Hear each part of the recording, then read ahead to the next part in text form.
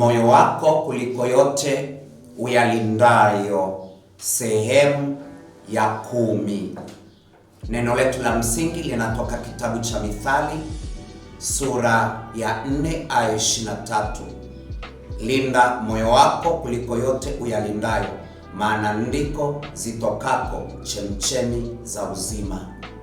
Leo sehemu yetu ya 10 na ya mwisho katika mfululizo huu wa kulinda moyo wako, tunaangalia namna ambavyo tunaweza tukazuia mioyo yetu isiathiriwe na mambo yanayotoka nje, namna tunavyoweza kuilinda mioyo yetu isiathiriwe na yale yanayotoka nje ama ndani yetu.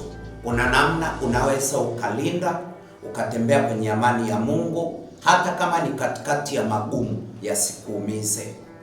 Na neno letu la msingi tunalotumia linatoka kitabu cha Zaburi ya 1 aya ya 1, ya 2 na ya 3.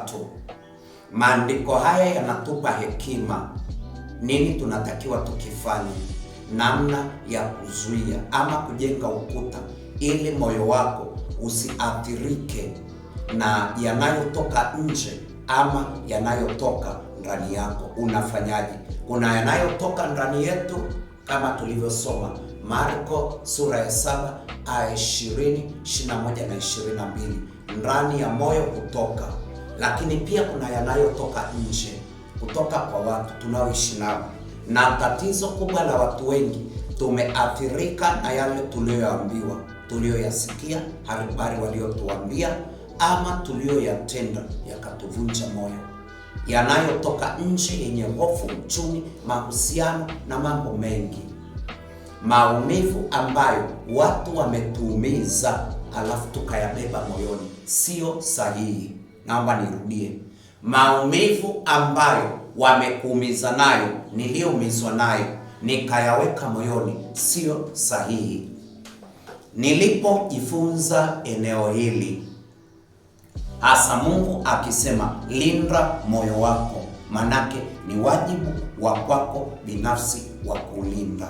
Nilichokifanya ni hivi: niliamua kusamehe watu wote, kuwaachilia watu wote walioniletea maumivu, walioniumiza nje na ndani ya kanisa, kwa gharama yoyote niliamua kuwatoa. Na nikaweka ukuta kwamba siwezi kumbeba mtu moyoni, anikosee, asinikosee, aseme, asiseme, ipande, ishuke, sintaruhusu liingie. Kwa hiyo ni wajibu wa kwako kuangalia namna gani unazuia, na namna mojawapo ni ya kutafakari. Kutafakari, meditation, personal meditation. Na anasema Zaburi ya 1 aya ya 1 hadi ya 3, heri mtu yule asiyekwenda katika shauri la wasio haki, wala hakusimama barazani pa wenye mizaha, wala hakuketi katika njia ya wakosaji. Bali sheria ya Bwana, mstari wa 2, bali sheria ya Bwana ndiyo impendezayo, na sheria yake uitafakari mchana na usiku. Kwa hiyo kuna swala la kutafakari mchana na usiku. Vitu vingi walivyokuambia ukaumia ni kwa sababu hukuzuia ndani yako, hukulinda moyo wako kwa kutafakari mchana na usiku. Kama huna neno unalotafakari, ni rahisi sana adui aweke ya kwake ndani yako. Lakini kama umetengeneza hulka, tabia, attitude ya kutafakari muda mrefu na vikajaa moyoni mwako, ni dhahiri kabisa adui hawezi kupata nafasi kwako. Linda moyo wako kuliko yote uyalindayo. Manake kuna vitu hautaruhusu Kuna makundi matatu hapa. Kuna kundi la wasio haki, wakosaji na wenye mizaha. Walioketi barazani pa wenye mizaha ni watu ambao hawako serious.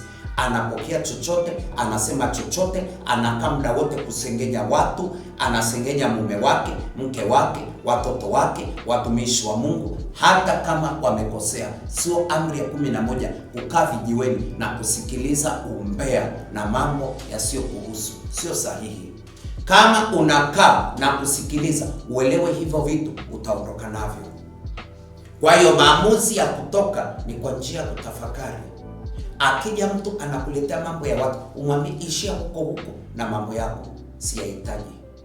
Kwa nini? Yanazuia zile chemchem zinazotoka ndani yako. Kwa sababu hiyo tunahitaji kutafakari. Musa angezingatia kutafakari, asingefika huko.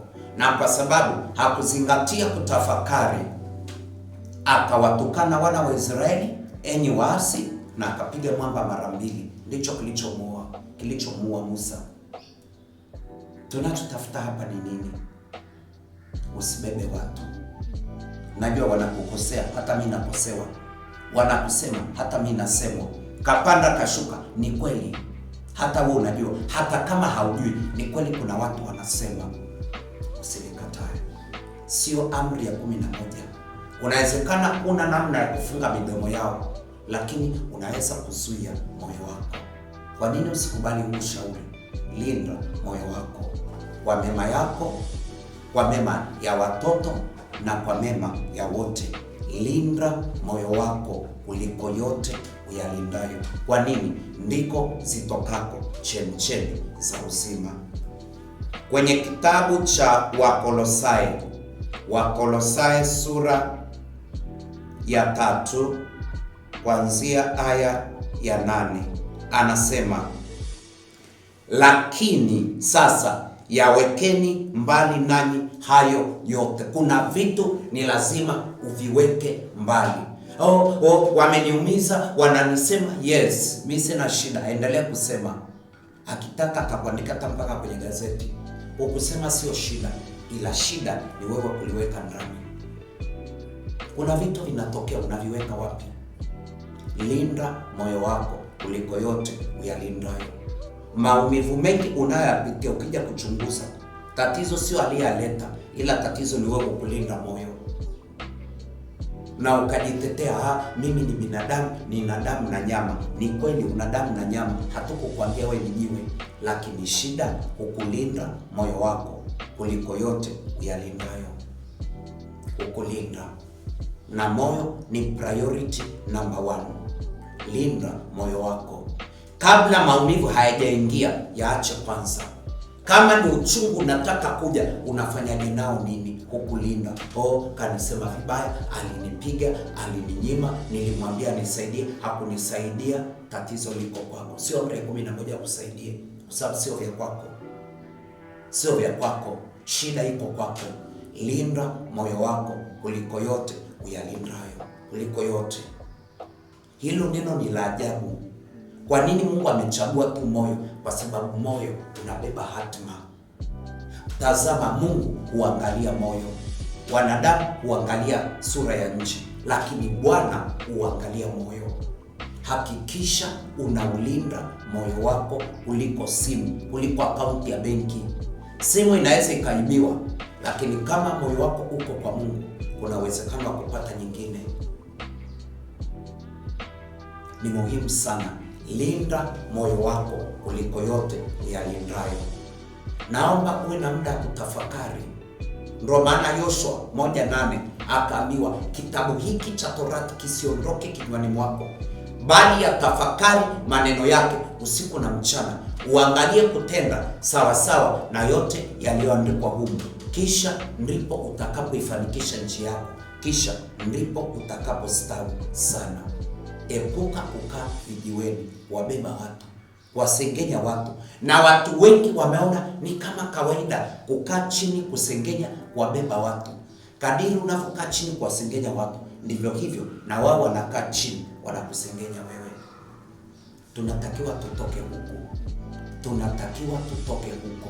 kwenye masengenyo, kwenye mateto, kwenye kuwateka watu. Moyo wako ni kwa ajili ya Mungu, ndio maana yake.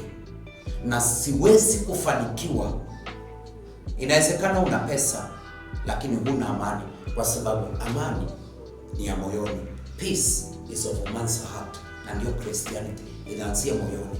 Usibebe hivyo vitu wala usiwabebe watu. Tunahitaji mabadiliko makubwa kabisa ya kumtafuta Mungu, ya kumtafuta Mungu. Ni kuombe sana, achana na watu.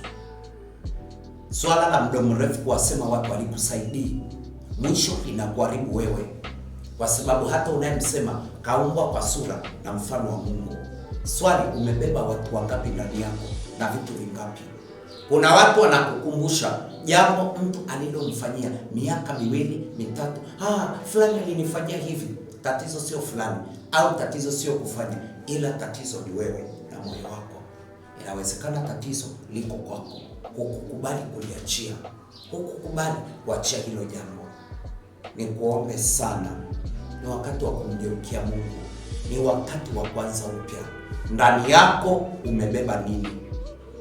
Kwenye moyo wako umebeba nini? Vitu gani ambavyo vimo ndani yako ambavyo ni nje ya mpango na kusudi la Mungu?